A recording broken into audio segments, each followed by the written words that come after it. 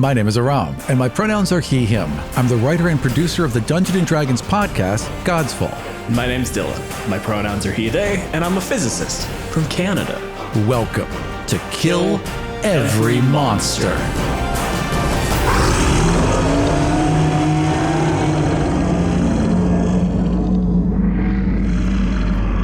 This week on Kill Every Monster, we are featuring people.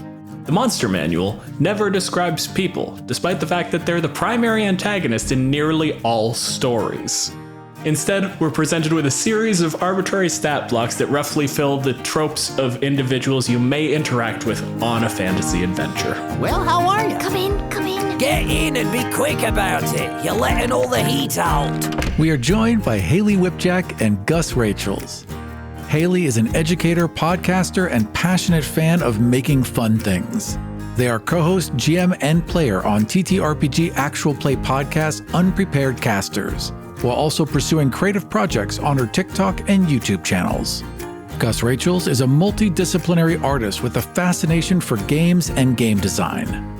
He is a co-founder of the TTRPG actual play podcast Unprepared Casters, a motion designer, a rock musician, an occasional Twitch streamer, and a proud cat dad. Welcome to the show, Haley and Gus. Hi. Hi, thanks.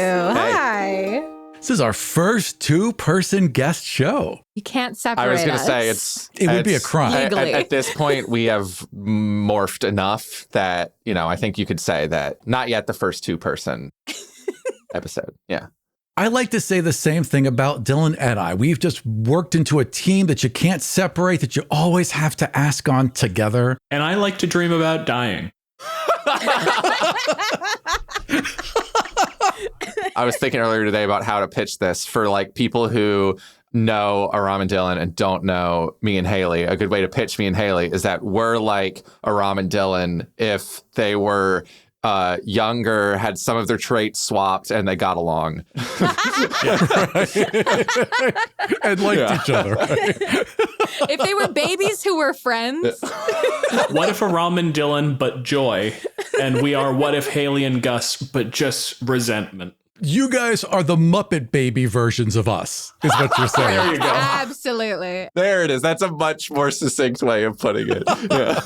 This podcast goes through a handful of questions that, for basically everything in the Monster Manual, sound at least something reasonable adjacent. But now I'm going to have to say sentences that sound like the pitch for a philosophy paper. What are people? I believe that, at least in the context of Dungeons and Dragons, people are humanoids with intelligence. Yeah, pretty much. That's honestly pretty fucking fair.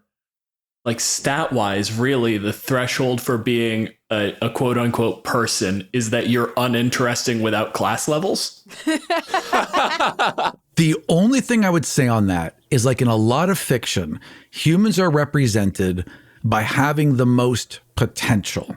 And the way that's represented in D&D is they're the only ones that can have +1s across the board for all their stats from first level. It's a big, huge bonus thing they get. There's also the alternate one where they get an extra feat that no one else gets. So there's this idea of human potential that somehow makes them special amongst all the other races. See, but this is what becomes complicated. That's humans. That's humans. We're talking people. If I go to a city and there's a bunch of dwarves walking down the street and I say, hey, there's a crowd of people coming toward us, do you respond? No, all right. Them's dwarves. I mean, if you're a jerk. When are the people getting here? I don't see any people. And everyone just rolls their eyes. Oh, it's this asshole. Yeah, no, all I see are dwarves. Which, again, the grand pitfalls of D&D is just setting yourself up for fantasy racism, which is just regular racism because all of the fantasy races are just tropes from actual people. Yeah. Yeah, because I can go on and on wax poetic about why I think it's fun and interesting to choose to play human in a fantasy world with all these other options. Mm-hmm. But when you're just talking about people in general, every possible humanoid, they are, just intelligent. I want to say most of them are bipedal, walking around on two legs. That's what a humanoid is, right? Yeah. Yeah. I'm thinking humanoid means face, 2 legs, some amount of arms. Yeah. That's a people. They can talk. Yeah. That's a people. Are there any humanoids without intelligence in the monster manual? No, but there are also like head? humanoid is such a wishy-washy category for the monster manual because you get things like the doppelganger is a monstrosity. Is the doppelganger a people? Oh, you said it's a monstrosity, not a humanoid. Okay. Yeah. So like, but if you looked at it, if we go by your definition, it's clearly a humanoid. Like it is the most human-shaped thing that you can have without being human. Especially when it does the whole doppelganger thing. But it's not humanoid for reasons that are... Because I guess like zombies not a people, vampires not a people. Well, if it's humanoid, though, I would say a zombie's humanoid, depending on what's been zombified, I suppose. Humanoid, but I think it's not defined as a people. Yeah, technically, if we're going by stat block like creature type, they'd be undead. Definitely not people. A hilt giant has an intelligence of 5, so that's pretty low. Is a giant a people? It's just a large person, right? A Goliath is a person. I don't know. I'm going to go with a giant as a giant because, like, based on what Dylan was saying earlier, being a people, a person rather, it's an absence of all other things interesting and things that make you unique and seemingly like belonging into this category of fantasy. Like giants are fantastical in that they're huge, and when we look around our lives, we don't see anyone that big. What's the cutoff? 9 feet tall. There's a cheat code to this, Aram. In terms of what the monster manual's definition is, Okay. there are a hidden 3 categories in the monster manual because we all know like there's the humanoids and the giants and those like subtypes of creatures, the undead, the monstrosities, the aberrations. But the monster manual is also divided into the monster bit and then an appendix of NPCs and an appendix of animals. And those are the other 3 categories you work in. Is there are monsters, there are animals, and there are persons. The NPC stat blocks, those are people. Anything that they've put in that first chunk is a monster. It is a thing that is meant to come into conflict with and to kill. And then there's animals, which honestly, as far as D&D is concerned, also for murder. Ain't they all just for murder? The people also often are for murder. Often for murder. Yeah. But the person stat blocks are there for emergency situations where you've picked a fight with a regular ass bartender and they're like, fuck you, this guy was a fucking knight in his childhood and I'm pulling out the big scary stat block. You're right, the bartender was wearing fucking plate mail. Take another swig. Every tavern owner, 5th level minimum. Yeah. It's only fair. Gotta be. Simply must Part of the be. licensing program.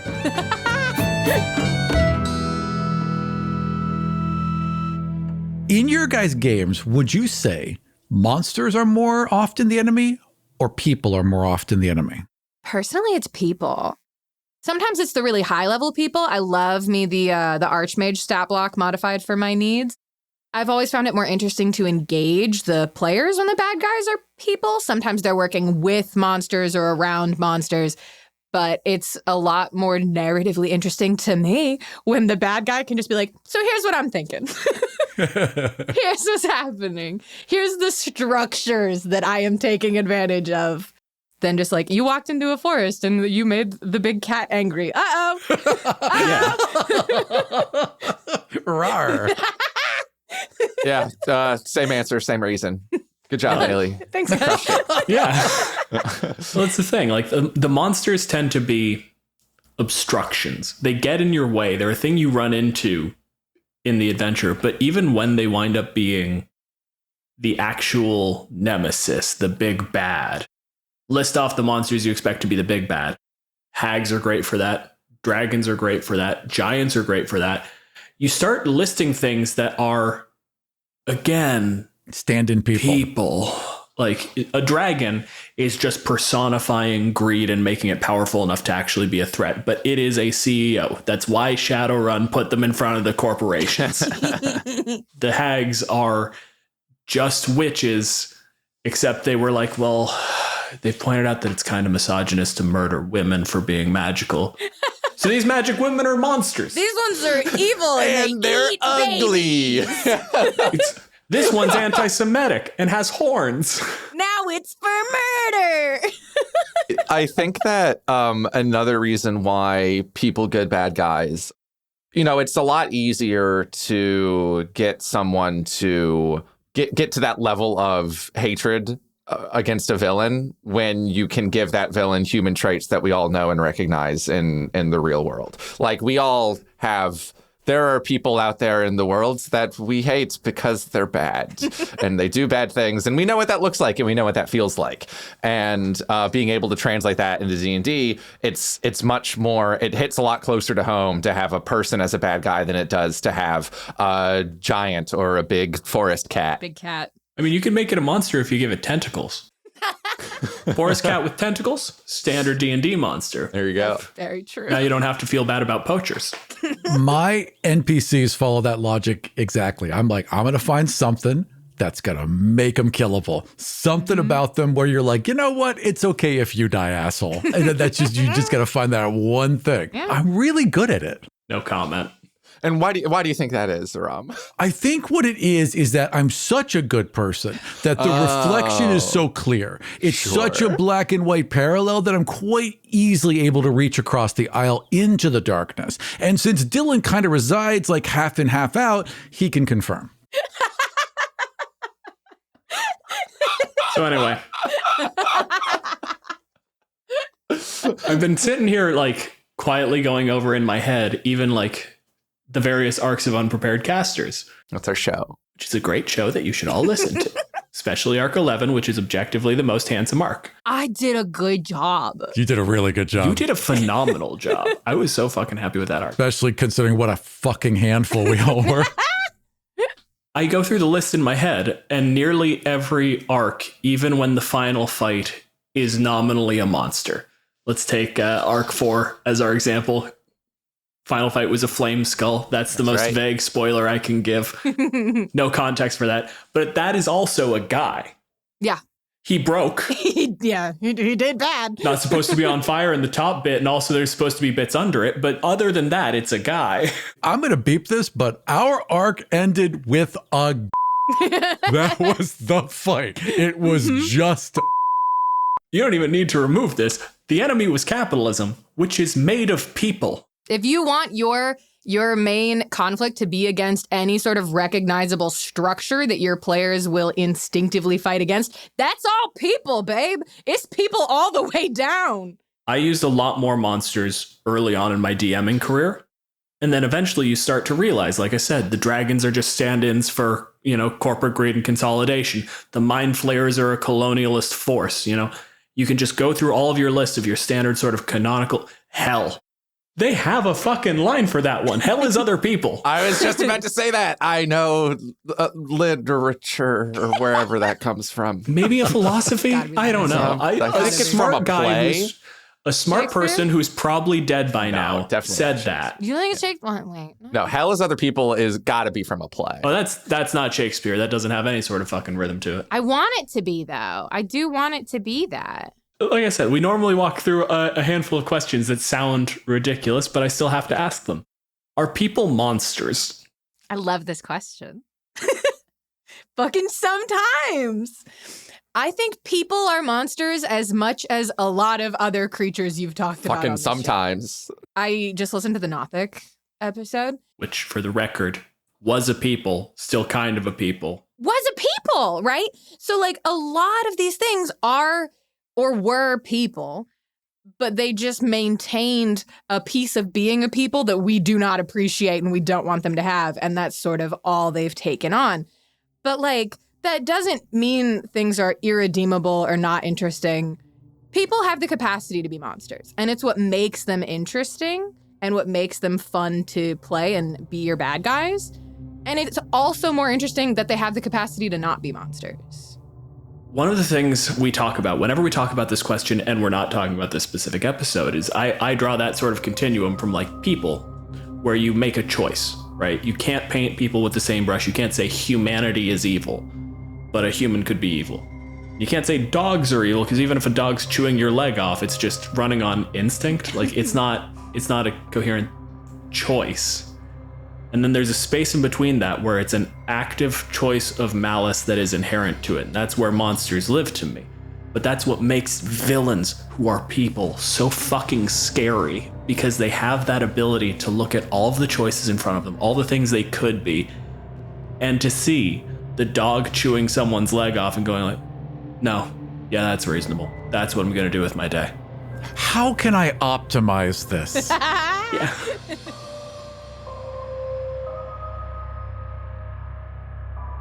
There's a real unique thing with using people in the game as the villain is because you can meet this person a year later. Now they've raised 5-6 levels. They can be a very different threat than they were the last time. They can evolve in ways both mechanically and as a character that correspond to each other, where you can see it very clearly and display it very clearly. They can be a long-term, long game threat in ways that others don't have as many options, I think.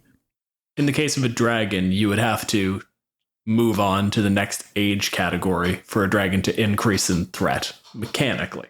Or you introduce the dragon as a person, and then later as a dragon, you would have to be a person first. Or you take the dragon and you slap class levels on top of it, which would be, again, a wild choice. Or just give it a wand, because they should be able to use magic. That's good. A dragon with a wand. We talk about this. We're like, they're magical creatures. They should be able to use magical items. It's ridiculous that they can't. They should. Which is all well and good, but also imagine a young dragon with 6 levels of fighter, make it a battle master, having a dragon come after you and trip you, start disarming you.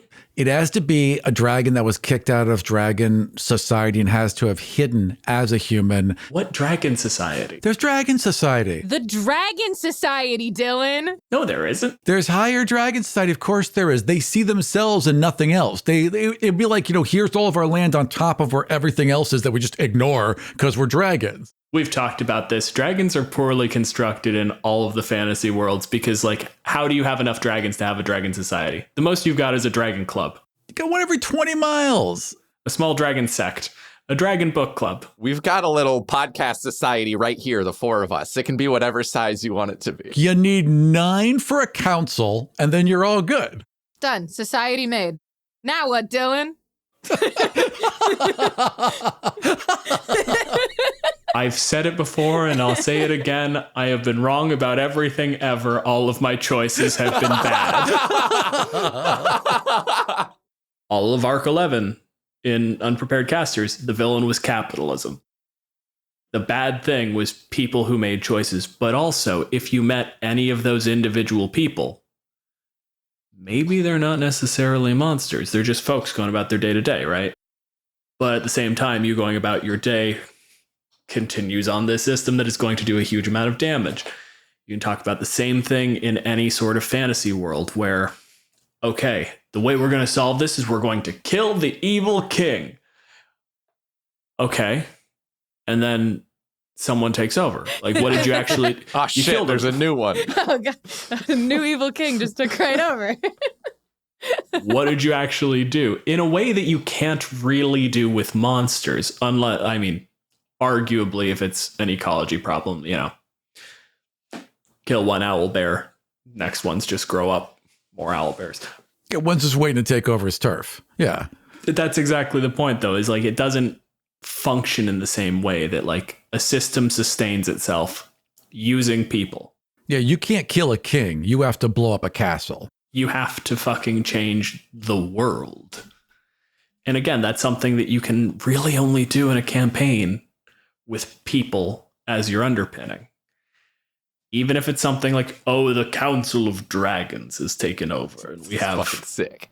Yeah. Keep talking. One of each color, and one of them has a big gem embedded on its chest. I'm the white dragon on the Dragon Council. I'm evil, me. That kind of stupid bullshit. Even then, your villain is still people. It's still going to function as if, like, if you took those dragons until you were in that final fight staring them in the face, if I took them out and replaced them with 5 people wearing colored robes, your plot doesn't change. Beyond the fact that your players are going to make a lot of Power Rangers jokes, don't color code it like a set of wizards. It's just going to go. Mastodon! Yeah, we know. Yeah, great. The best thing about people is that anyone can betray you, but people can make it hurt. People that your characters have loved, maybe they met as an NPC, and also people just have a way of like, oh, it's the bartender. What's her name? Meredith. We all love Meredith now, and Meredith is now our best friend.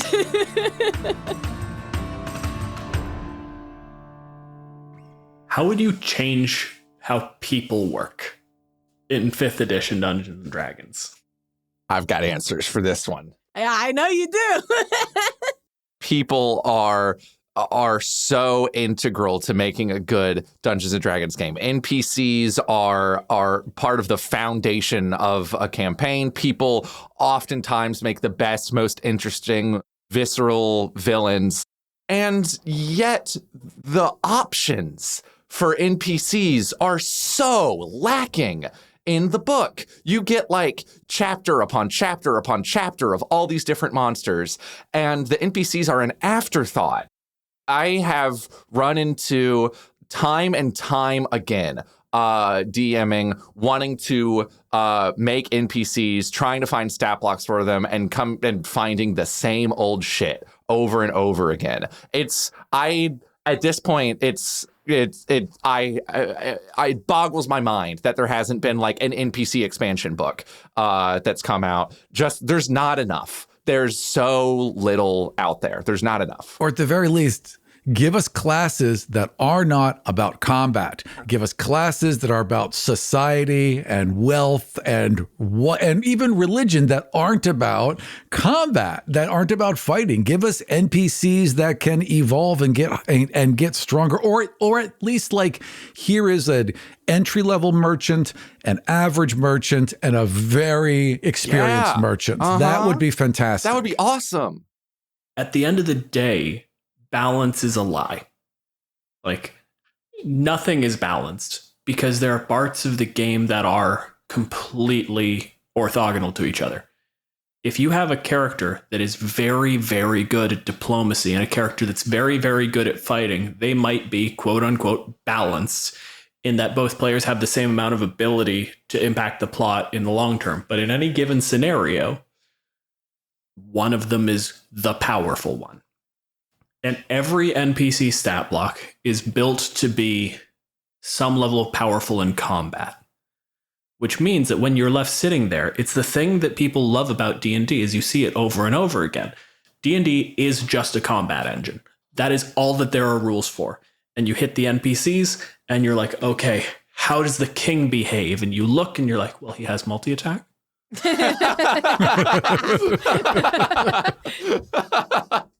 Yeah.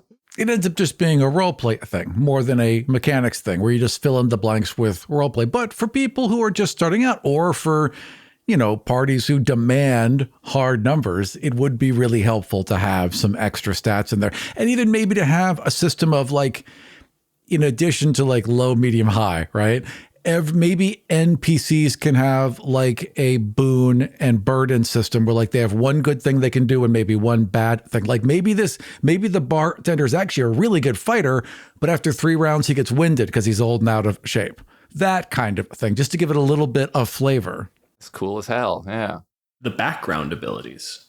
Those abilities that you get at first level and no one has ever actually looked at or used once in the history of Dungeons and Dragons. Yeah, half the people I've played with don't know that they exist. Yeah. How dare you? I love my backgrounds. Every single NPC I have made for this game can play the lute. It's like I pick it every single time. They can all play the lute. See, I wasn't even talking about like instrument proficiencies because that's a skill check. That's a tool proficiency. We fully have how that works mechanically. But like the background you take as if you're an acolyte, you can walk into town and be guaranteed that if you go up to the temple and you say, hey, I'm also a worshiper, I really just need a place to fucking hole up me and my buddies so that we can get some rest before we hit the road in the morning. Can you help us out? And they'll say yes. What's the extent of that?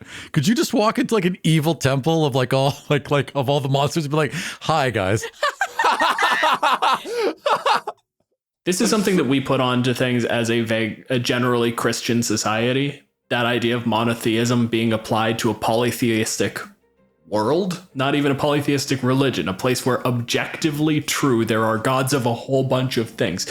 You're not going to worship the god of death in isolation. You might have a temple to him, but you would show up and general people are going to worship the god of death in the sense of like, hey, my loved ones are going to die one day. Please make sure that they get where they need to. Please make sure their death is as painless as it can be and their passage to the afterlife is as smooth as it can be. You would still worship them. Your clergy. Look, I'm just saying, what if you worship the god of like tearing down other temples and you show up at the door and like, hello, I need room for the night. Allow me in. Yeah, that would be great. If you worshipped a god that didn't exist in any settings and was clearly meant to antagonize the rest of the setting, it would introduce difficulties. Well, I suppose we've got to let him in. It's the rules. He did say he was an acolyte. So. Oh, he's got the robes and everything. Yeah, make a bed up.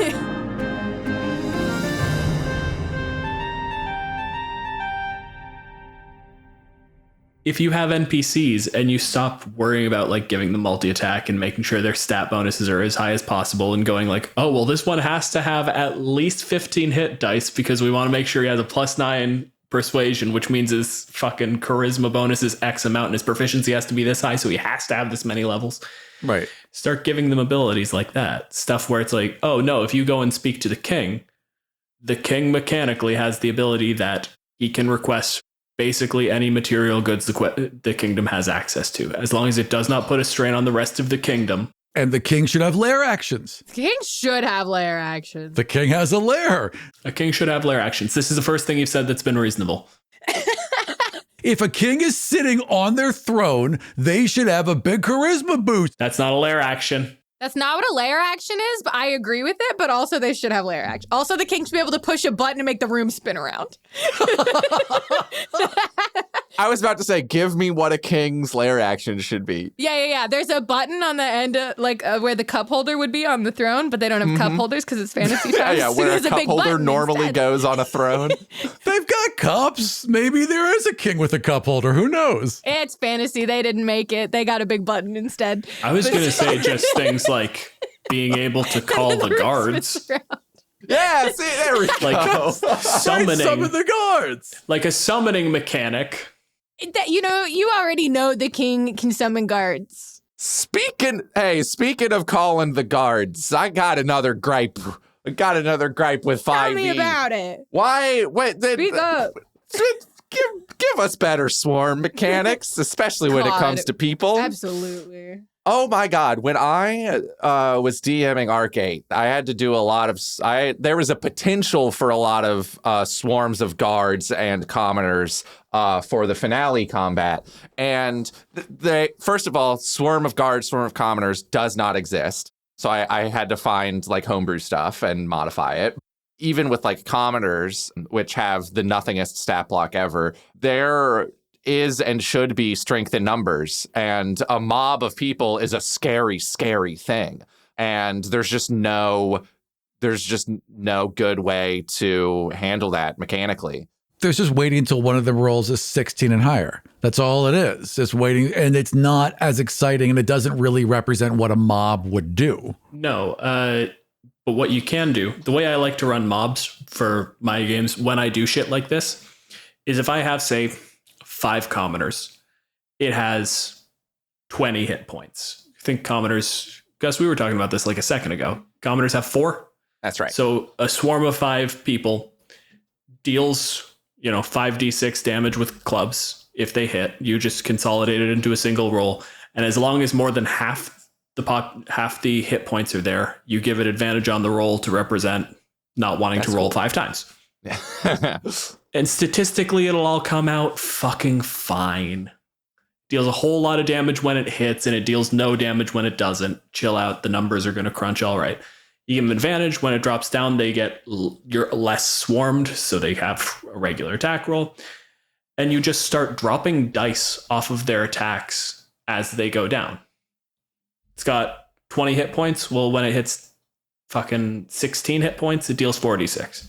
That's a bit more to track. I prefer to do it in like chunks of like half and a quarter and, you know, all that. But it's the easiest way I've found to run them. That makes a lot of sense. And that should be in the goddamn book. Yeah. Because that's one of the simplest occurrences, especially because it's not just a people rule. That's how you do goblins. You get 40 fucking goblins. It has the same attack bonus as regular goblins, and it deals however much damage that many goblins would do if they all hit. Unlike the other books they tried to release and then had to retract a couple years later, a book with NPCs and how to use them, incorporate them into your game kind of gives you some clearance where you're not just going to stumble headlong into racism or sexism. Hopefully, it'll give you some clearance to avoid them. But again, it would be one of those evergreen books you could use forever. This is something you could refer to forever as opposed to just another encyclopedia of monsters and no real instructions of how they interact with each other or how their ecology interacts or anything. If you are going to just give me the big book of things that are worth punching, you have to give me a fucking low-level mage, a mid-level mage, a high-level mage, and a bullshit mage so that I can make my adventuring party fight another adventuring party without having to build fucking level 20 characters. Uh-huh. Do you have any idea how many times we've had to bring an archmage onto Unprepared Casters? So many times. It's just like, all right, shit, I guess we're using the stat block again, huh? I guess I'll modify this same thing.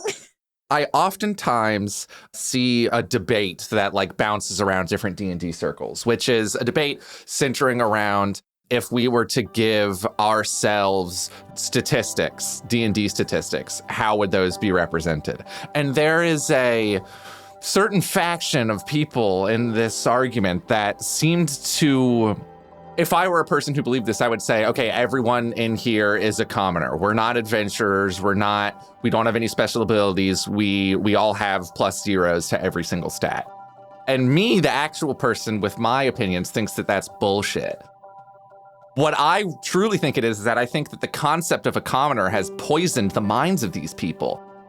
Commoners as a concept, commoners like shouldn't exist. A commoner stat block is an insult to people. There's Gus the capitalist coming out again. Commoners shouldn't exist. I just think if they're not providing value, we don't need to have them around. No. I just think, no. Everyone is a little special is what Gus is saying. Thank you. That's what I'm saying, Aram. Yes. Everyone has talents. Everyone has, some people have +0s to every stat, but your average person doesn't and shouldn't. And commoner as a concept is just sort of like just filling in the gaps of like, oh, here are all the peasants in town or whatever. It just shouldn't be a stat block. It just shouldn't. I don't know. It's just, and the fact that like some people who play D&D like assume that like it makes me sad. Like, oh, I'm just a commoner. I have +0s to everything. I'm not special. Like, come on. Even like the dumbest guy you know can like roll a quarter down his knuckles or has like knowledge of all the local lakes. Like everyone knows something unique and makes them special. Yeah. 4 hit points is the insult. Why does a noble have double your hit points? Hey. Because they have better food. Okay. I'm not actually going to fight that.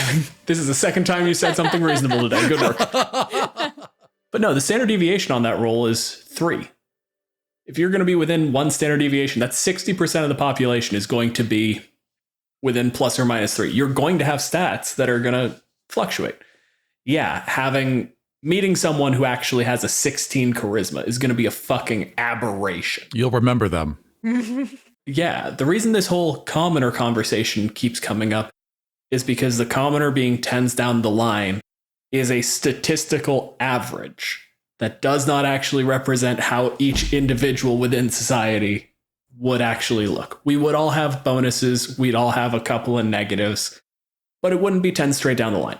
What do we all think is humanity's best stat? It's comeliness. That was clearly our best one. That used to be the D&D stat that was just how good looking you were. It's not intelligence and it's not wisdom. Oh, no, what? It's wisdom. Really? Yeah, because it's what we've learned.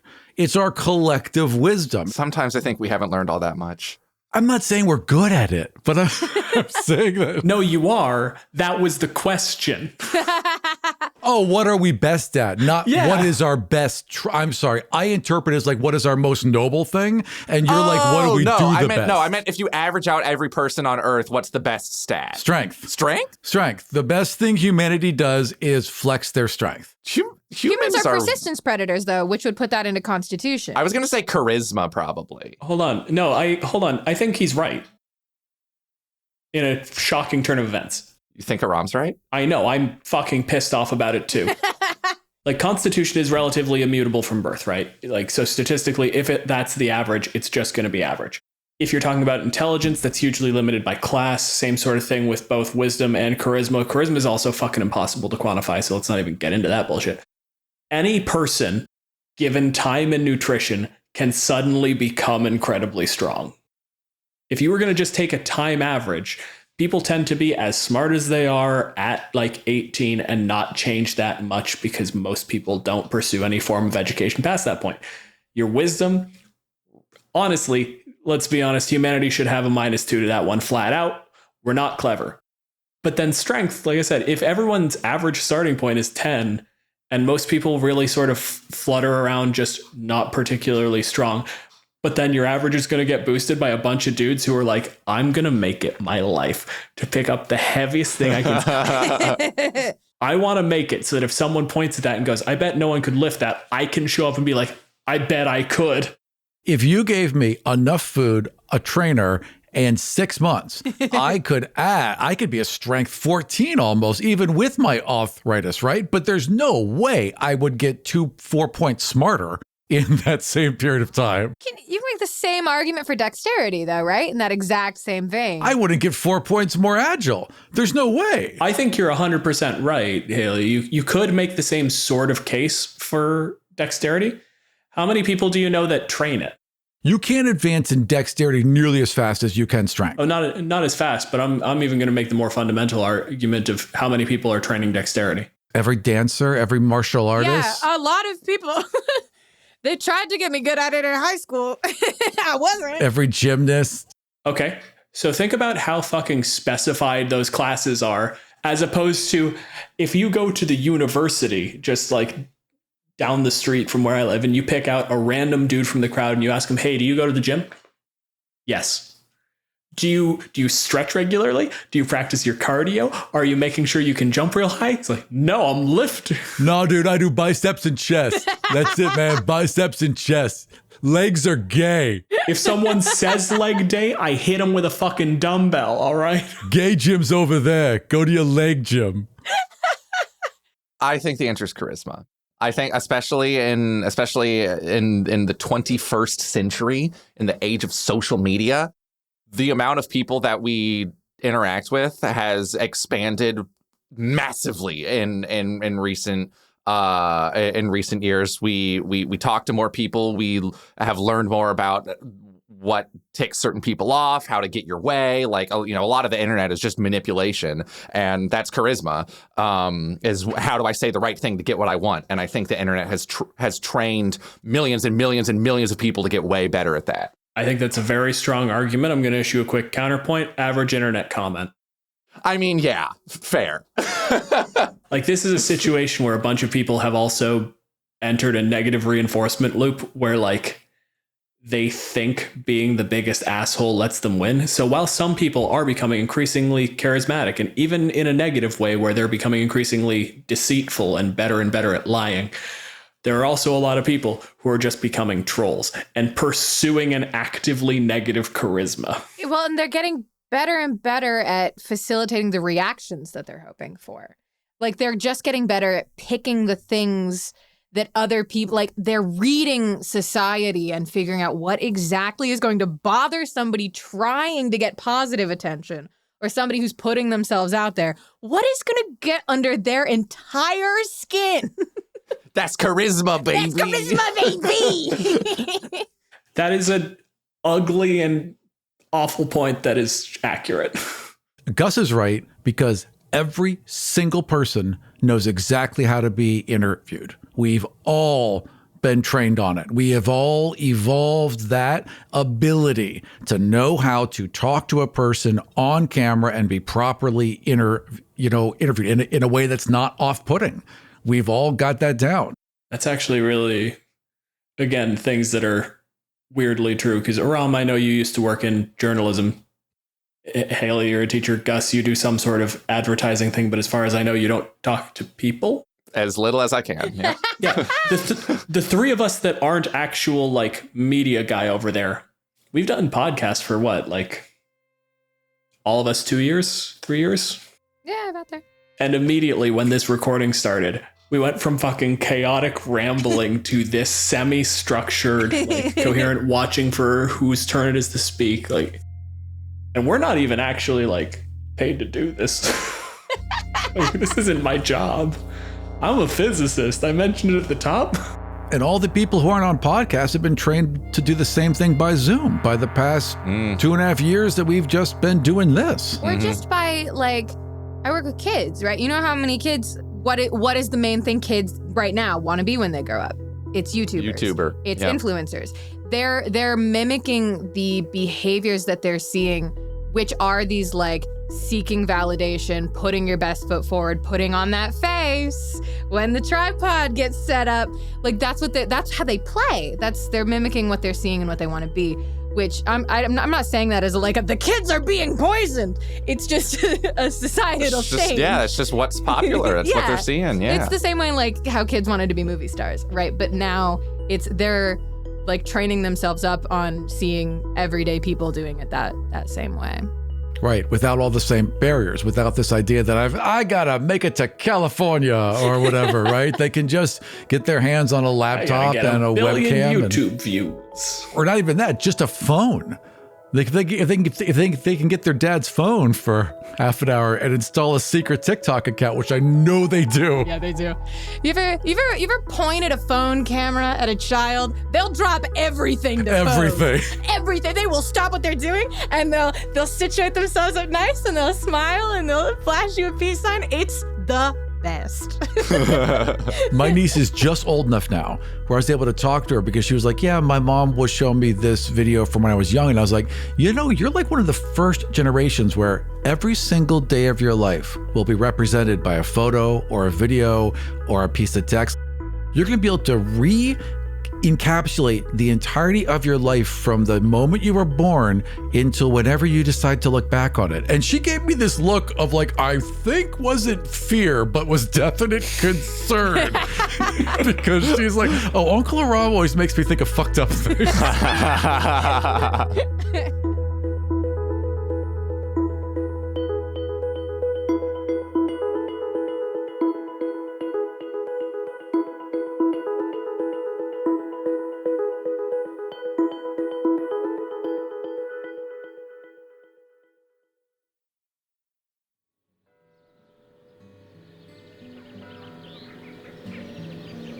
We're going to focus in on a small kind of rural town. We're talking about maybe a dozen or so buildings, aside from like the farms a little bit further out. Sort of place that was big enough to get a temple, to have a bar that honestly stays reasonably well stocked. People come through, but nobody stops, nobody stays. Very quiet, small living location. So Aram, what I want you to tell me is, how does someone from this sort of middle of nowhere, sleepy town become an adventurer? Well, I'm amazing. That's how you become an adventurer, Dylan. You are amazing. And there's nothing more amazing than Christophorus the Mighty. Christophorus spent most of his life in this town. He's young. He's only recently become a hero.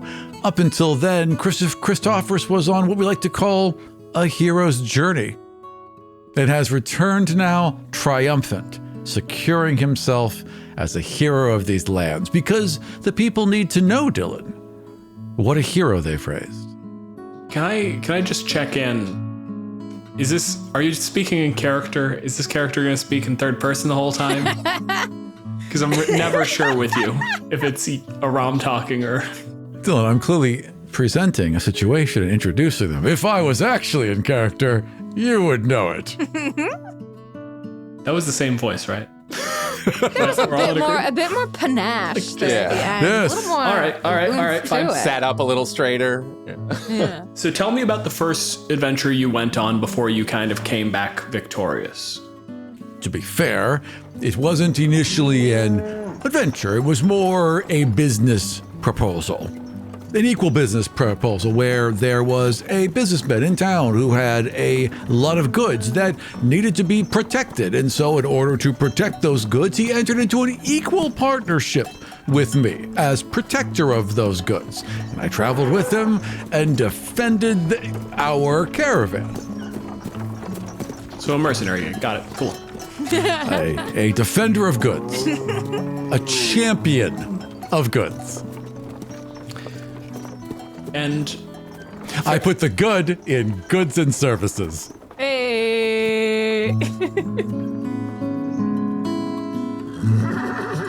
you've been doing these missions, and reliably, every time you come back with this sort of expectation of celebration. You come back with gold, you come back with treasures, and every time it's a celebration. And I want you to tell me a little bit about this most recent adventure where you come back with your party.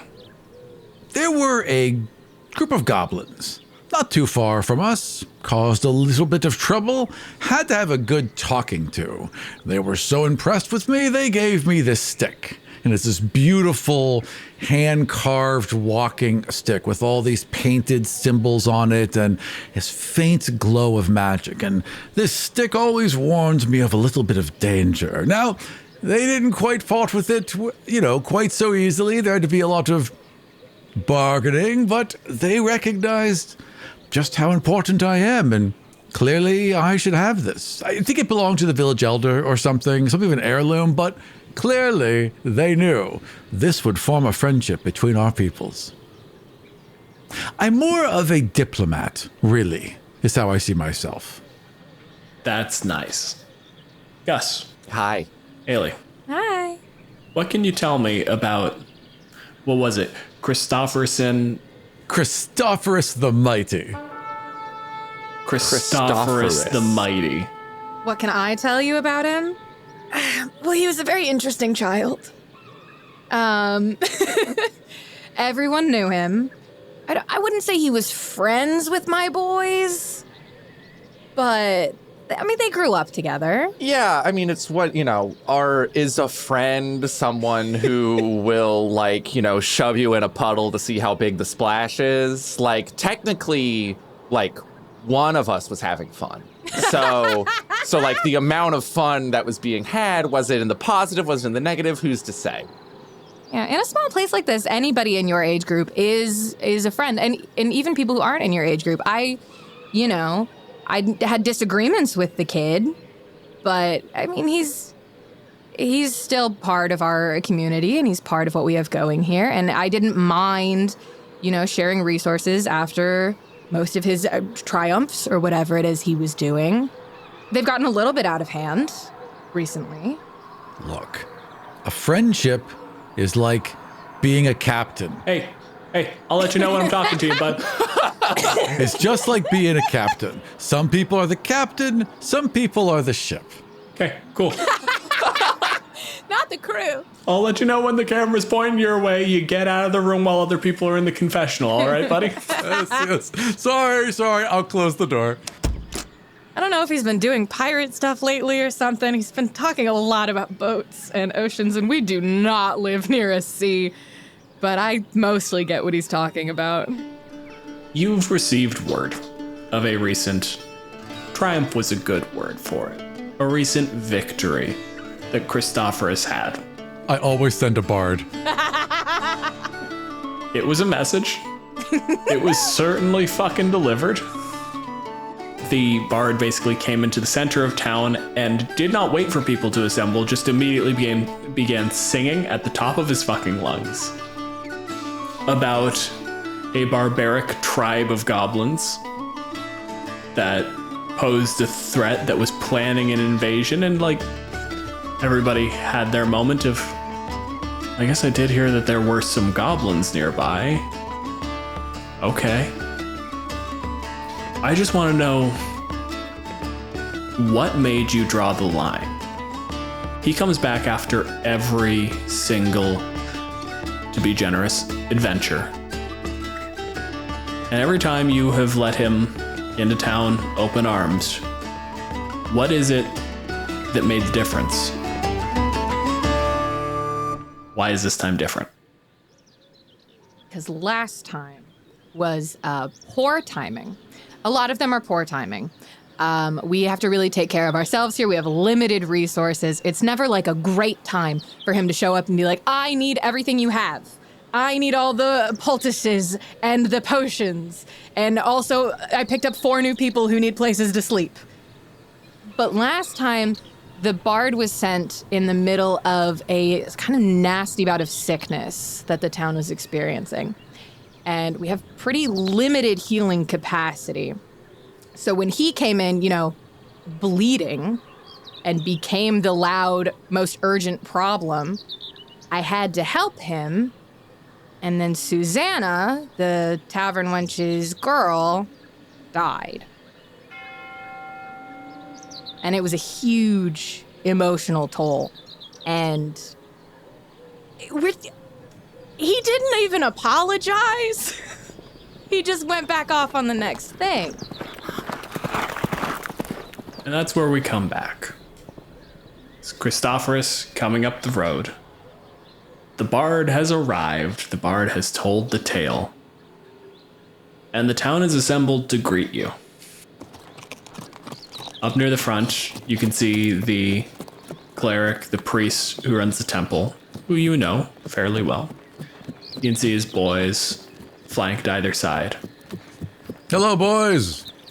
We're the same age. But are we really?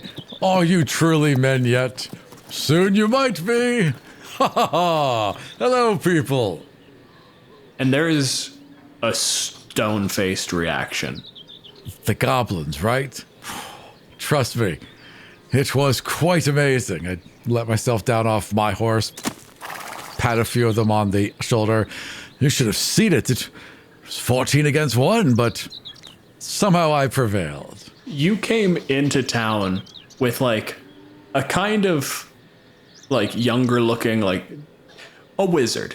It's one of those things where you look at them and it's like big fuck off book robes. Like you can spot a wizard a mile away. It's amazing they survive. And an archer, a younger elven man, they hop down off their horses and watch you walk in talking about 14 to 1. They just kind of look at each other. Please allow me to introduce my friends. What are their names? Dylan. Why do you do this to me? The elf is Iliel. Iliel. And Gareth is the wizard. And Gareth. Iliel and Gareth. My proud... it took him a while to remember the names. Like, Iliel and Gareth. My good friends and traveling companions. We will, of course, all need rooms and lodging and meals for the evening. Your finest, please. Out of curiosity, quick round the table. Passive perceptions? Let's see. 10. 13. 13. Oh, we're twinsies! Yeah. The twinsies are both going to notice the same thing. Iliel is looking over the town, looking at the assembled people, and is putting the string back on her short bow. I'll find... Your name's Christopherson?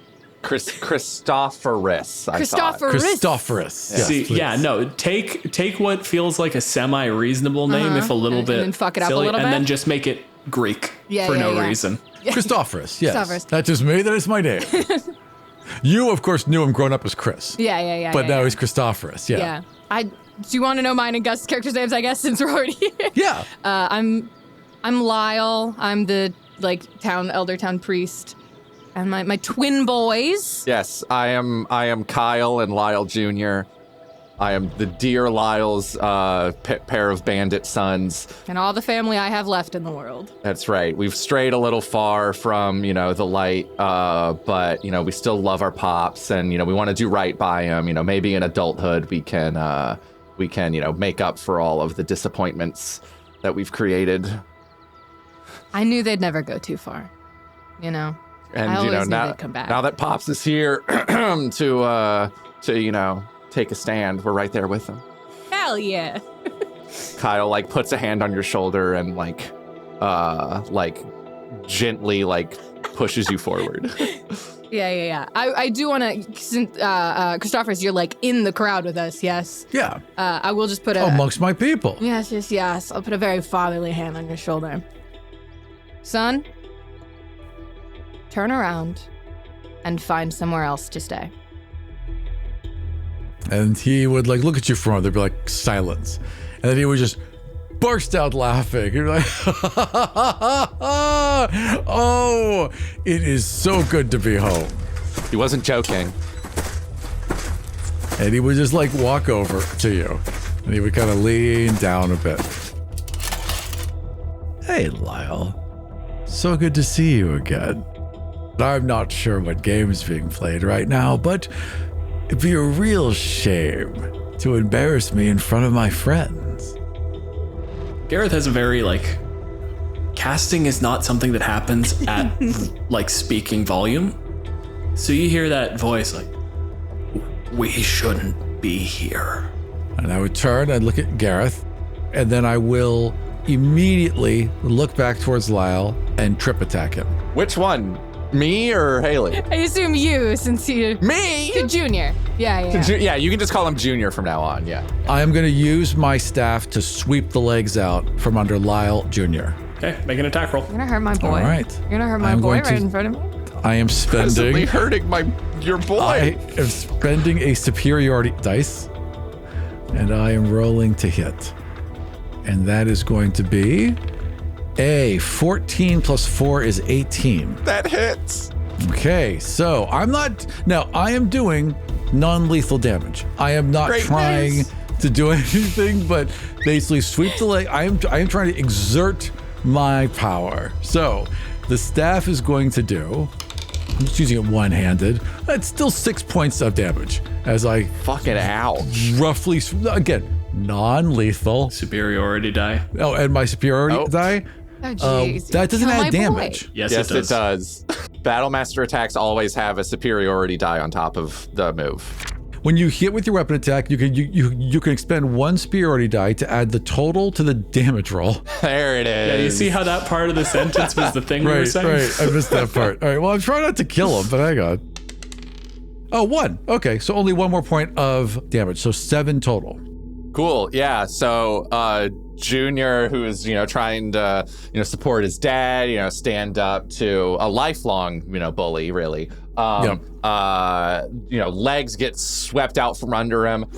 He drops back like a rock, smacks his head on a rock on the ground,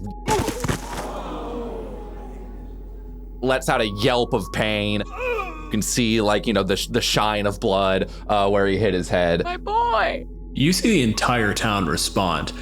You weren't paying attention, which I'm going to go out on a limb and say is not a new development. Correct. They aren't armed per se, but most of them are carrying some form of bludgeon. There's a handful of old hunting bows, all long bows, all of them immediately fall into some level of aggressive stance. You see Iliel immediately notch an arrow, just starts looking around, absolutely frantic, and Gareth just shakes his head, and the book just sort of falls open, and the pages start turning. Now. Let's not be hasty, everyone. Apparently, there are some emotions. Suppose we'll have to work through these. But I suggest you all relax, put some beers on the table, and we'll all have a nice evening. And he puts his staff down almost on your throat as he pushes you back down to the ground as you were getting up. And that's, I suppose, my turn. Cool. Kyle's gonna swing on you. So God. yeah. Yep. Kyle. That's my brother. Ooh, baby. Does a 22 hit?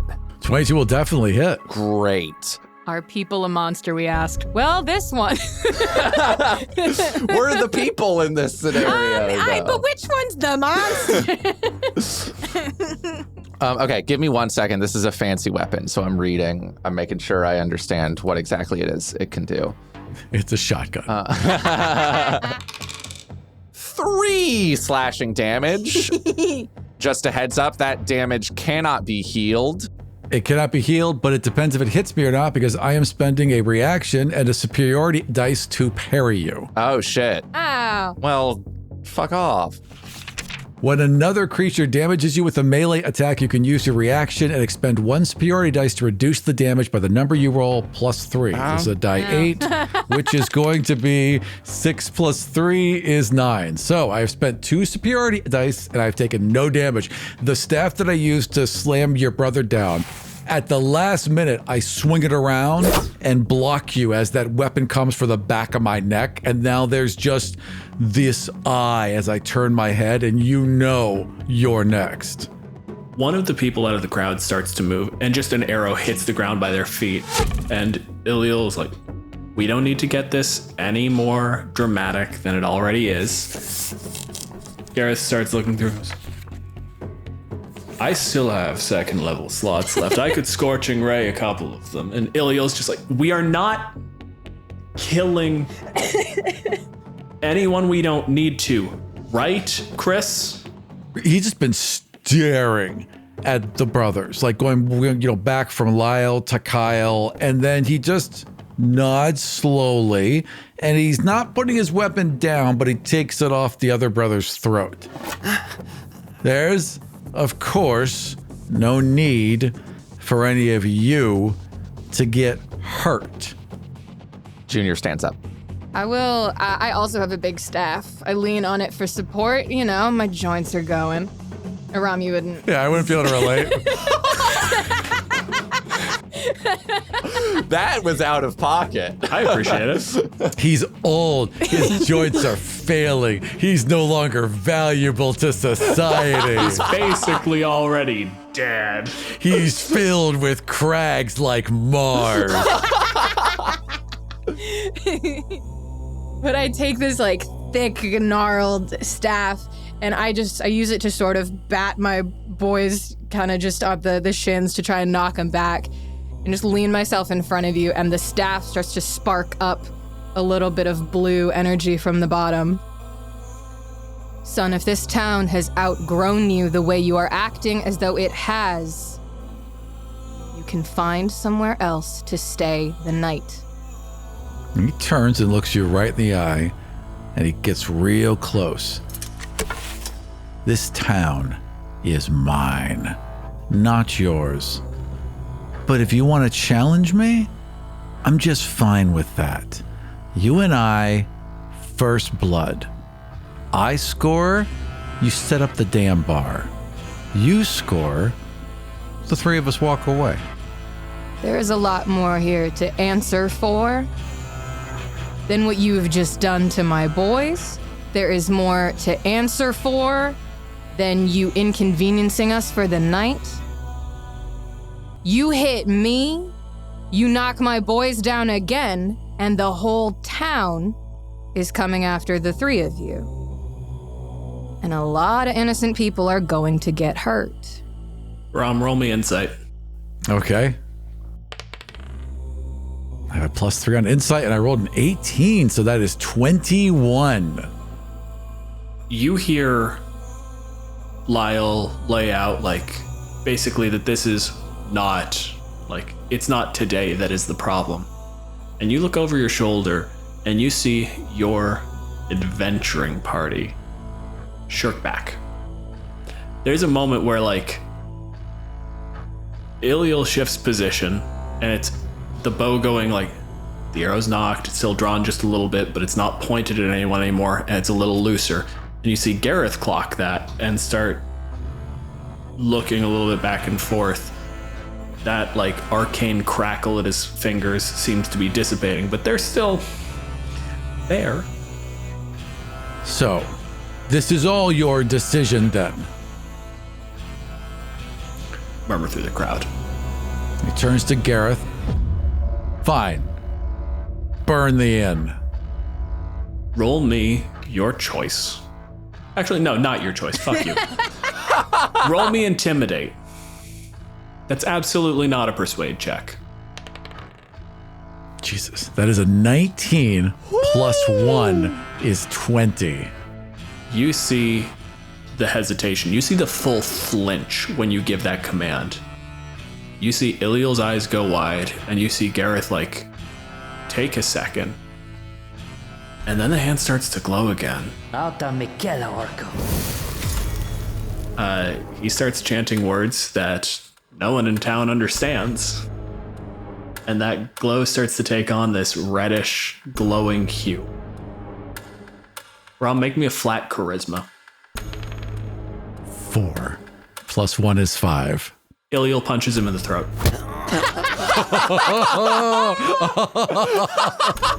You have not garnered that level of fucking loyalty. Absolutely not.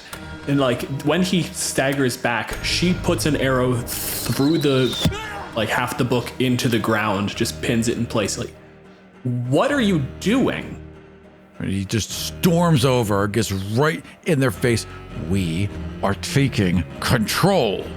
There is a town 3 hours ride north that, quite frankly, and I mean no offense, whoever you are, is nicer. That town is not mine. I am their hero. I am your champion. I saved all of you over and over, and this is how you treat me? This is the hospitality I'm shown. Give me an intimidation roll at disadvantage. Because you're getting the entire town at your back, basically sandbagging this. While he's over there doing this, just with a wry sort of grin, can I just sort of swirl my staff and cast a Cure Wounds on my son? 100%, yeah.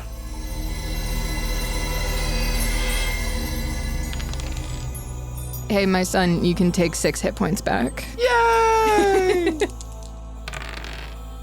I rolled a 17 and a 15. 15 plus 1 is 16. Iliel rolls a fucking 20.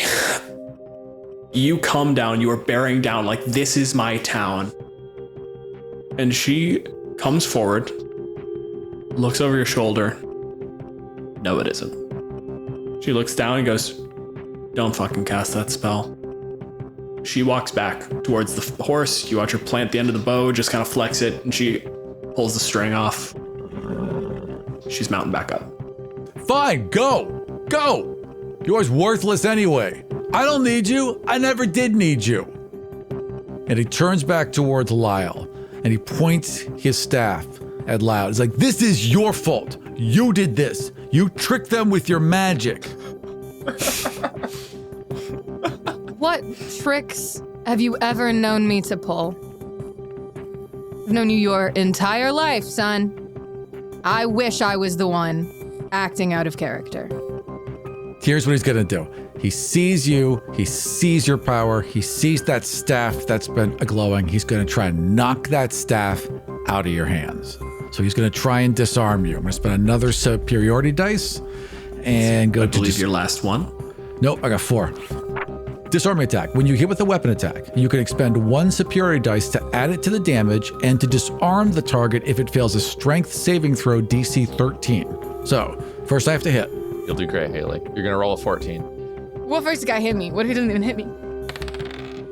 6 plus 4 is 10. That doesn't hit Let's me! go! Oh, so I swing and miss.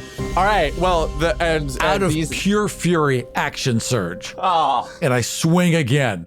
Do I expend the superiority dice if I don't hit? He wouldn't because he didn't hit on the attack. No, I think it says when you hit. Yeah. Yeah, hasn't hit, so you haven't spent the die. Strictly speaking, if you're running this per rules, you swing, and then when you hit, you choose to do the thing. Understood. For dramatic things, I'm going to say what I'm doing. For dramatic things, yes. So he whips as you pull it back, but he's so fast that he just brings it back up and tries to knock it up and away from you. Second roll to hit is going to be 6 plus 4 is 10. both miss with the exact same amount. You're just a faster, you are faster than you look, old man. Agile old man.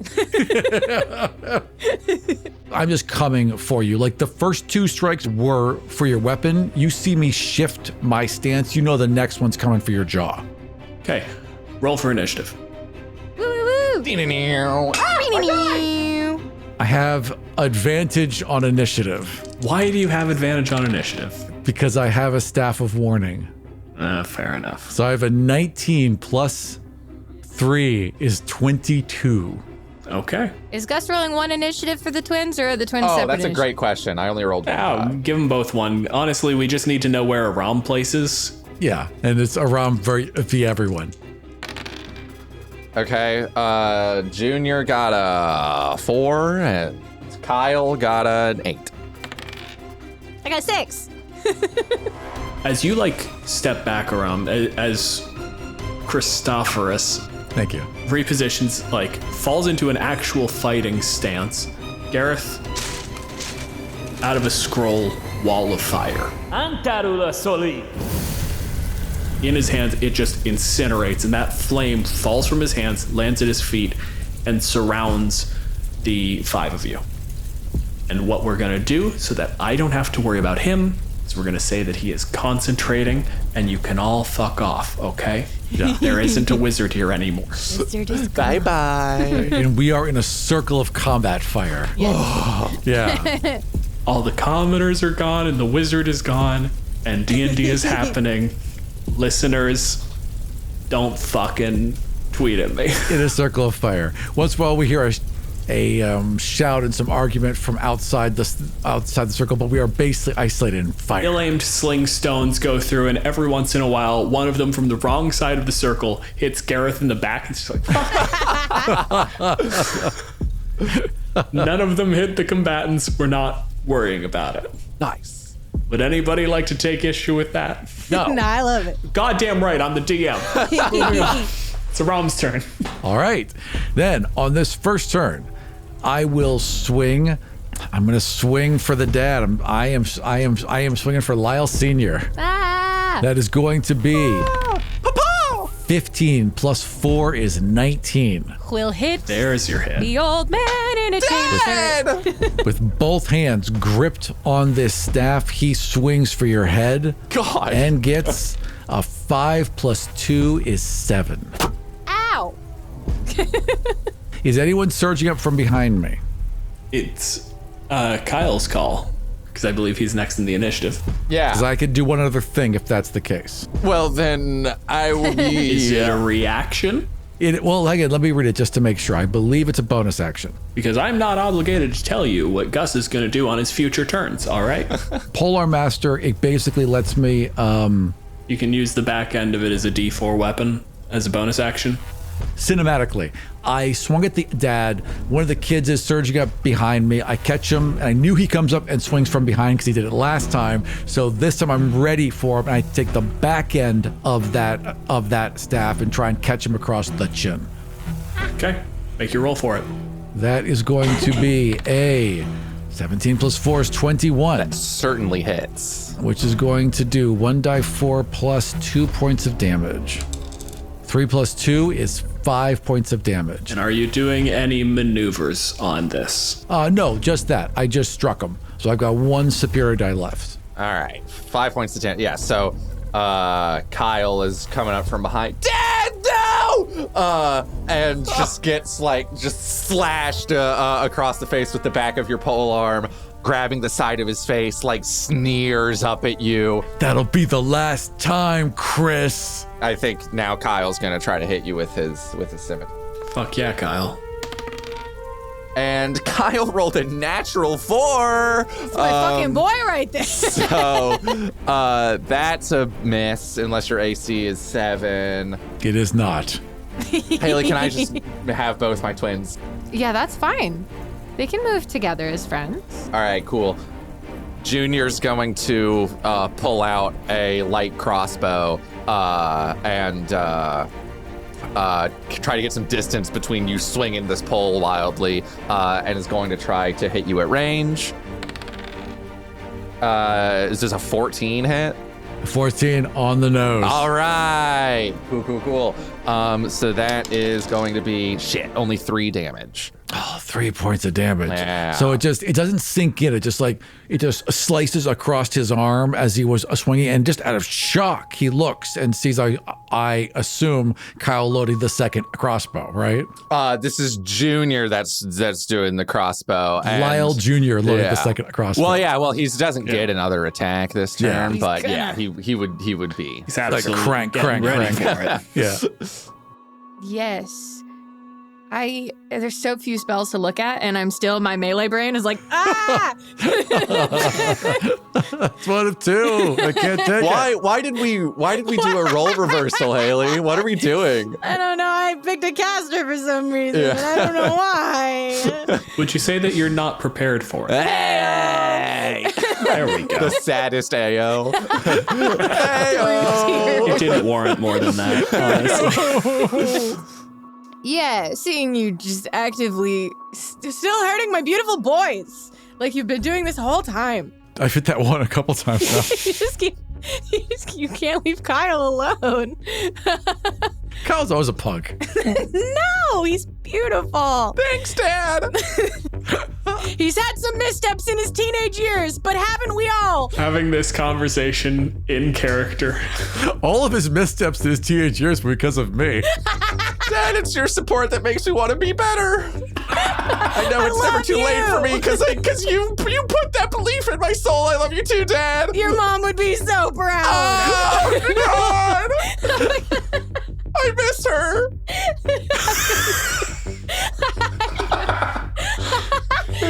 Fucking turn, Haley. I'm going to cast spiritual weapon. I'm going to cast spiritual weapon. I'm going to summon the it looks like the sort of like long sword that all like little boys dreaming of knighthood would imagine themselves wielding. It's not the life I ever had for myself, and I'm happy here, but it's that like fantasy of being noble and triumphing evil encapsulated in a sword. I'm gonna try to hit you with it. You just attack with your casting stat. I'm gonna make a melee spell attack. Can you even believe it? Is a 10 plus 5 is a 15. 15 hits me. Let's go. Fantastic. And then I'm gonna damage. Whoop. That would be. Is there a spellcasting modifier on this block? It's your wisdom. My wisdom? Fantastic. You take 8 force damage as my big knight sword hits you away from my beautiful boys. Haley, what if we win? Wouldn't it be cool? What if we win? Wouldn't that be sick? What if we win? That'd be Instead awesome. of him killing everything that remains of the Isle family. Isle? Yeah, it's Lyle, Kyle Isle, and Lyle Jr. Yeah. Kyle Lyle Jr. Yeah, they moved further inland like a generation ago, but the name stuck. That is my entire turn. That blade sinks deep, and there's shock in Christophorus's face, where Christophorus hasn't been hit like that in a while. I'm experiencing no joy hitting you. I wish you wouldn't fall from my hand, boy. I really wish you would have just left. That's your turn, Aram. It's top of the initiative. Well, he doesn't like that spirit sword, and he's pissed, and it looks like he's just gonna come down on Lyle Jr., but he changes and spins and goes right after Lyle Sr., because he did not like being phantom blade stabbed, stabbed in the back. Yep. So, does a 19 plus 4 hit you? Yeah, that'll do it. That'll hit for sure, Z's. That is going to be a 6 plus 2 is 8. I am beefier than my boys, but that sucks ass.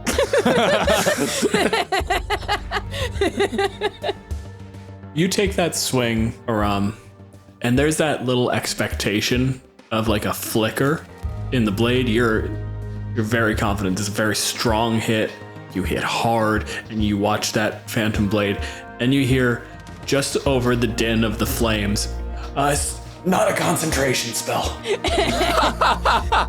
I am now choosing to spend my last die 8 to try and disarm. So first of all, that is going to be an additional, only 2 points of damage. And I'm trying to disarm you, so that is a strength check 13. You got it. Easy. Here's that 14. Is a 9. Fuck. Crack the back of your arm, just right by the elbow, right by that funny bone. And it just causes your whole arm to just flex, and it just falls to the ground. I believe that doesn't affect my spell that's up.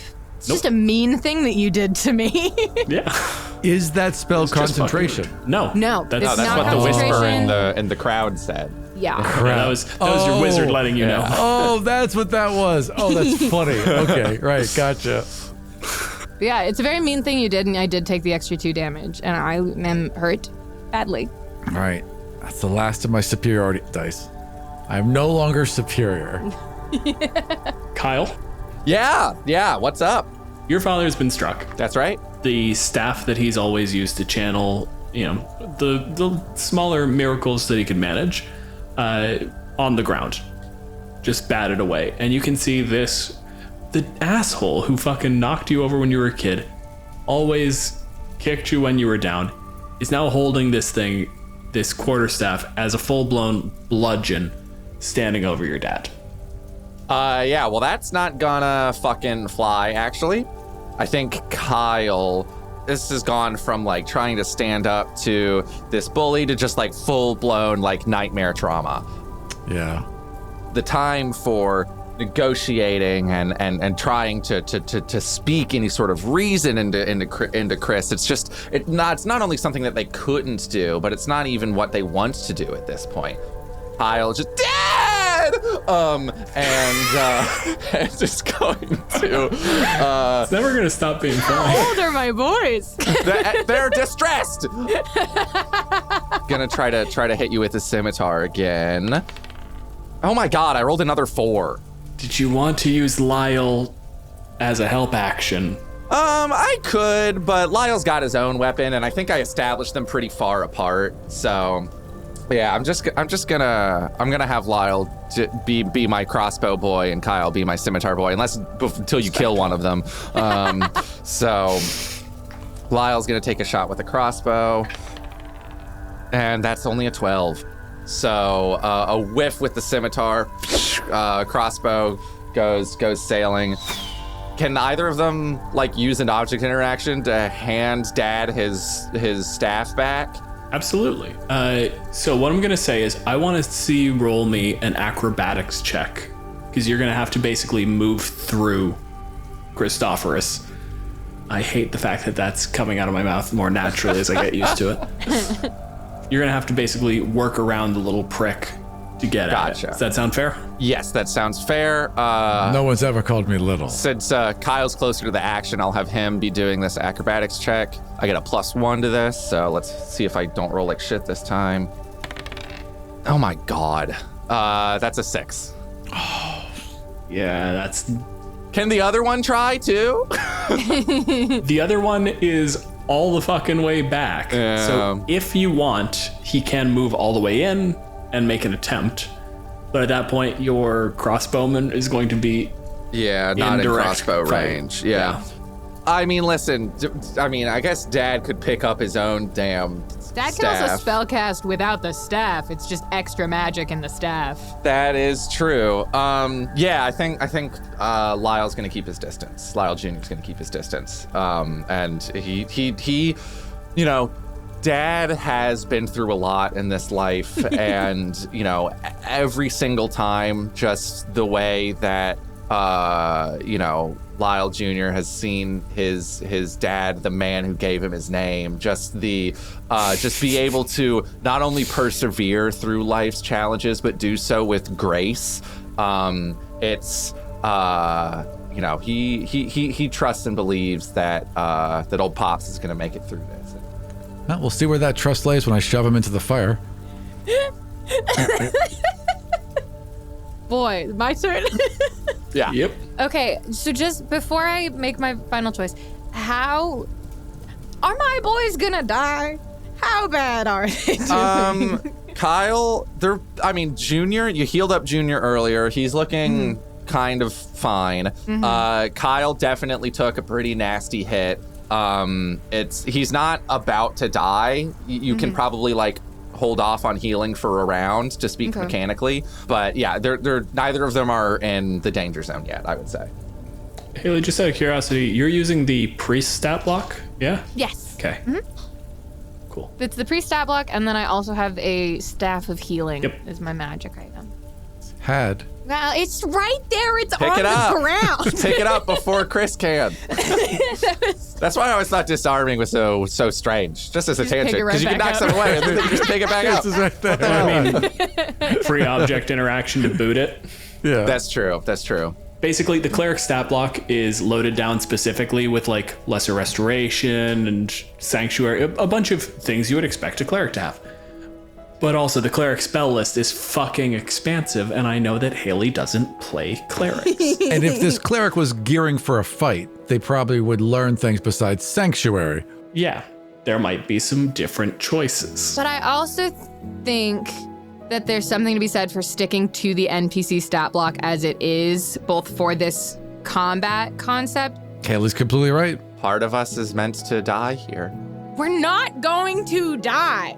Oh, all of you are going to die. Also, Haley can cast a fucking whatever spell they want, and then also use a bonus action to use spiritual weapon again. Yes. So Which is why fucking non-trivial anymore. I'd like to get my staff back. All right, yeah, that's an object interaction. Just sort of get my foot underneath it and kick it up so I don't have to bend over my back.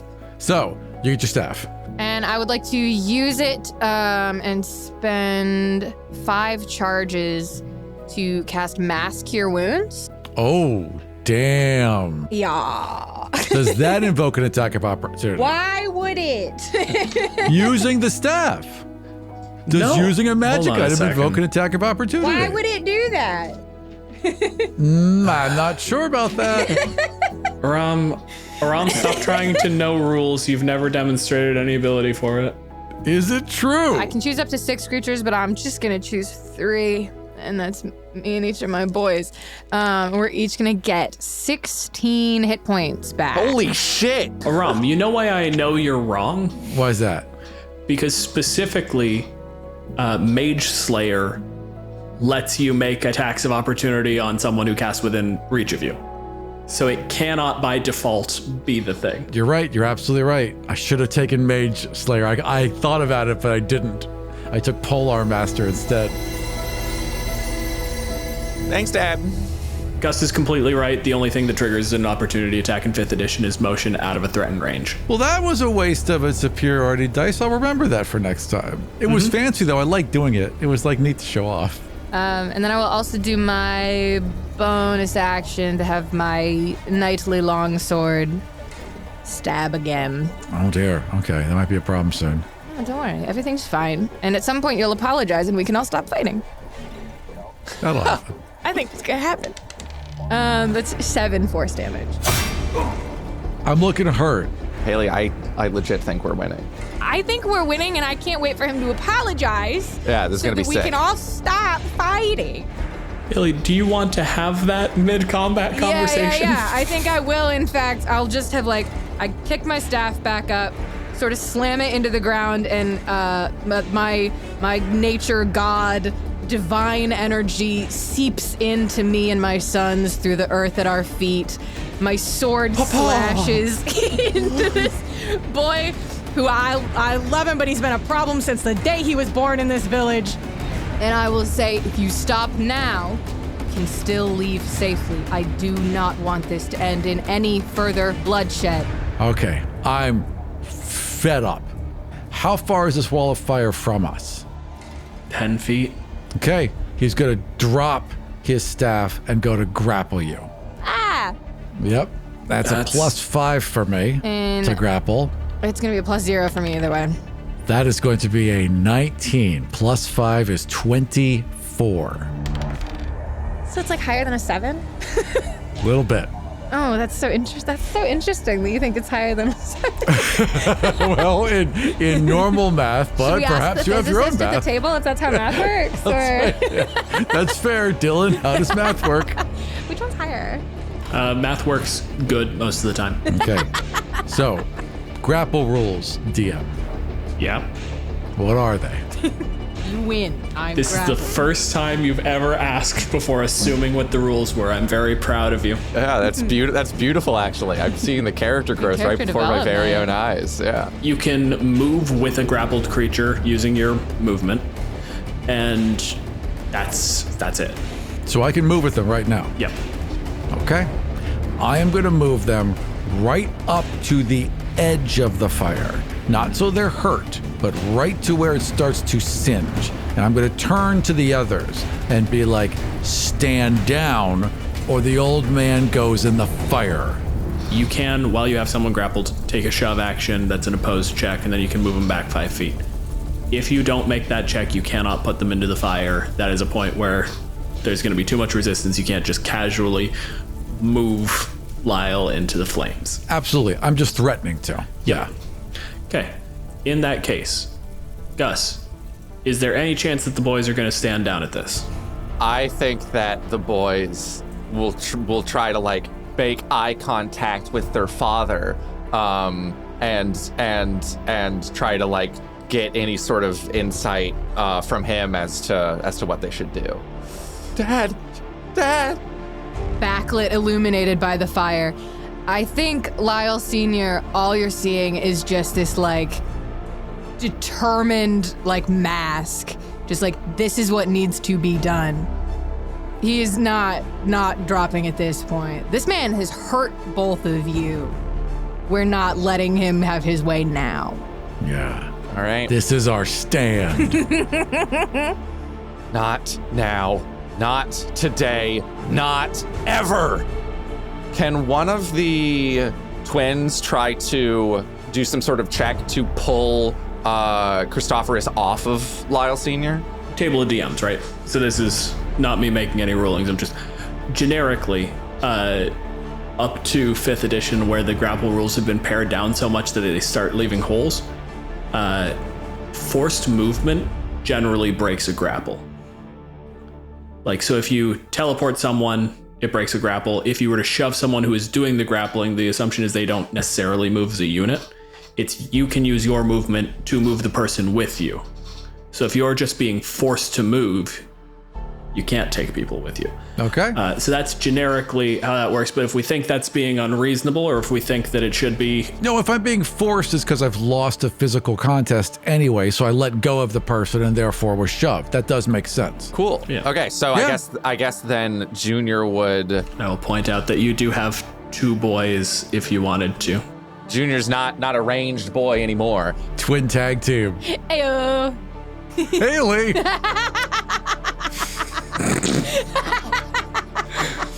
Haley Whipstash. Young lady. Young dude. What are you doing? Junior's gonna try to so grapple you, right? This would be the move to get you off, yeah?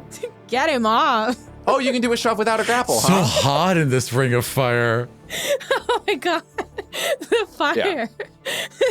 Cool. Yeah, so Junior just comes in and is just gonna try to knock you two apart. Junior comes in where? Oh my god. Veto. I'm glad you said it because I was thinking it, but I've done too much. Is this an attack? Shoves are just attack rolls, right? And also, if you want to use the boys to do it, you can do it as like just a help action, do it with advantage rather than making it 2 attempts. But it's strength athletics contested by the target's strength athletics or dexterity acrobatics check. This is a big moment. I need to get these two apart. So I'll just roll this Double with boy. advantage. Yeah. Double boy. Okay, so strength. Okay, I've got nothing. That's a 15. My acrobatics is +5. That's unfortunate to hear. And that's a 2. Yeah! 2 plus 5 is 7. Aram, make a dex save. Dexterity save. Okay, I have a +3. That is a 4. Plus 3 is 7. It's a dex save for half, which you failed. And on entering the wall of flame, you take 5d8 fire damage, totaling 33. I had 16. So this is over. This is massive damage rolls, isn't it? Yeah. So what happens? So you're going to have to make a DC 16 con save or die. Jesus Okay. Christ. All right. Beautiful boys are murderers. That is an 8 plus 2 is 10. Get fucked! Let's go! Gus, how do you kill me? It really is like a shoulder down, just like coming. I think how to narrate the help action. Just maybe like Kyle just kind of like shoves Lyle Jr. forward a little bit, gets him that little bit of extra speed. Just shoulder down, just like right into your solar plexus, just like coming in. Well, I guess it would be, I don't really understand. Maybe I guess it would be from the side since you're kind of facing my dad. Yeah, right in the kidneys. Right in the side, and just, and like maybe like you kind of like it that knocks you off and you kind of top a little bit, and then it's an intentional 2-hand shove back. This is look in my eyes right before, and both of you just shove me right in. I'm in the fire. I explode into flames. I'm desperately trying to claw up, and one of you grabs that staff and just pushes me back down. I'm on my back. I'm half out of the wall. I'm reaching towards the wizard. I'm like, okay, you chill the fuck out, bud. You are turning this. Aram, take it down. Okay, take it down 6 notches. 6 entire clicks There are of the 5 dial. notches. Take it down 6.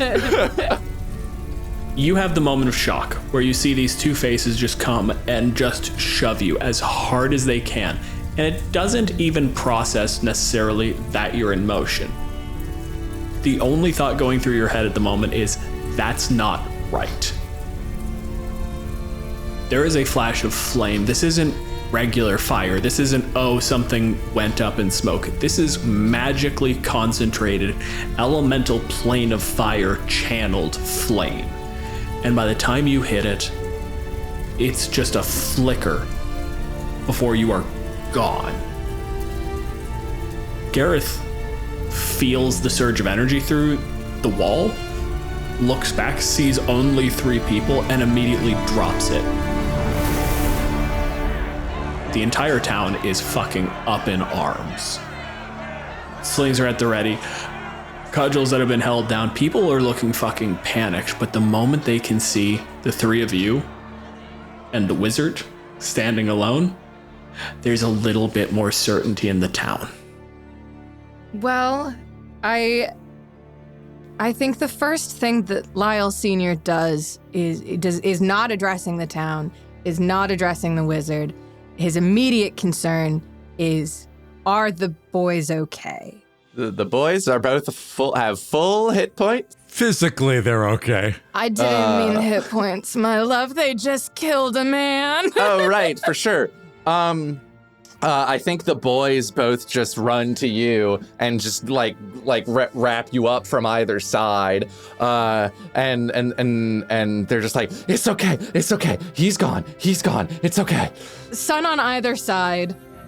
I'll raise a hand to sort of signal to the crowd, the town, like, I got it. It's okay. And I'll turn to little wizard boy who just dropped his fire. I'll just say, can we get you anything for the road? Thank you for joining us for People. For more information about us, notes for each episode, and ways you can help support the show, head over to killeverymonster.com. If any of the ideas we've discussed on the show have sparked some of your own, tell us about it on Twitter at KEM Podcast. You'll find me at DJ Malenfant and Aram at Aram Vardian. For ad-free episodes, early releases, bonus episodes, print-ready maps, our new audio DMs notes, and my character sheets for each encounter, head over to patreon.com/deadghostpro. Our intro theme and many of the sound effects you hear in the show were created by Battle Bards. Check them out at battlebards.com. This episode was produced by Aram Vartian and Dylan Malenfant. I also did the editing. Our guests were Gus Rachels and Haley Whipjack. You can find Gus on Twitter at Gus Rachels, and you can find Haley at Whipjack. And if you are anything like me and all of that information just fell right out of your head, you'll find everything you need at killeverymonster.com. And we'll see you next time For Kill Every Monster.